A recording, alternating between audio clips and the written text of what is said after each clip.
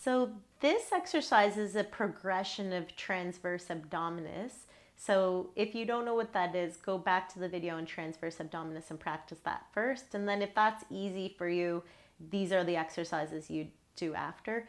Of course, transverse abdominis is a muscle that I want to be engaged in every type of exercise you do in order to stabilize the pelvis. It should be coming on. This is a way to work it while you're lying on your back. So what we're going to do first is engage the transverse abdominis, and then I'm going to add some leg movements. Now keep in mind, when I add the leg movements or harder movements to the transverse abdominis, I will recruit other abdominal muscles on top of it, but I want to make sure that I don't lose the foundation of transverse abdominis. So I want to keep that essential pulling in the whole time. Even if I'm layering on top of it, I don't want to lose that feeling of pulling the tummy in. So first we're going to engage transverse abdominis, and I want to make sure that when you engage it and do the movement that you don't end up lifting your, arching your back.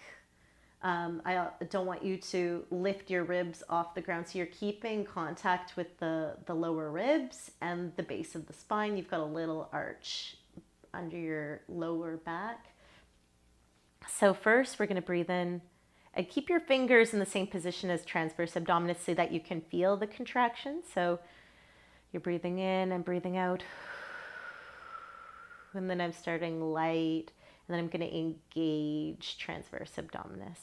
Okay, and then from there, what I'm going to do is I'm going to slide my leg down the ground without moving anything and pull it back. And I'm going to alternate sides. So I'm pulling transverse abdominis in. I'm not losing the stability in my lower back and abdomen. And then I'm pulling it back. So this is the first progression. If this becomes easy to do, then the next step would be to lift the leg up like this, just bringing the hip into flexion. So the movement's purely at the hip and not at the back. This is staying solid. Then I'm going to bring the leg out, bring it back, and bring it down. And we want to go slowly so that we can really feel. I'm going to relax that.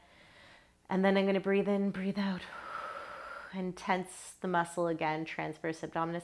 If you feel that your endurance is good, you don't have to reset the muscle in between each side. You can just keep holding. You're going to bring the leg up. You're going to bring the leg out, bringing it back and down. And going slowly really does ensure that you're controlling the movement and not moving too much in the back, and that you're not losing the transverse abdominis the whole time you do the movement. The next one would be lifting the leg to tabletop position. And while I lift the leg to tabletop, I'm going to slide the opposite leg down and then bring it back. And it is hard to do it if your mat isn't very slippery or slidey, so then you might fold your mat in half and put a towel under your foot. So I'm bringing one of my legs to tabletop, 90 degrees, and the other leg I'm sliding down and back up. And the whole time I'm not losing transverse abdominis.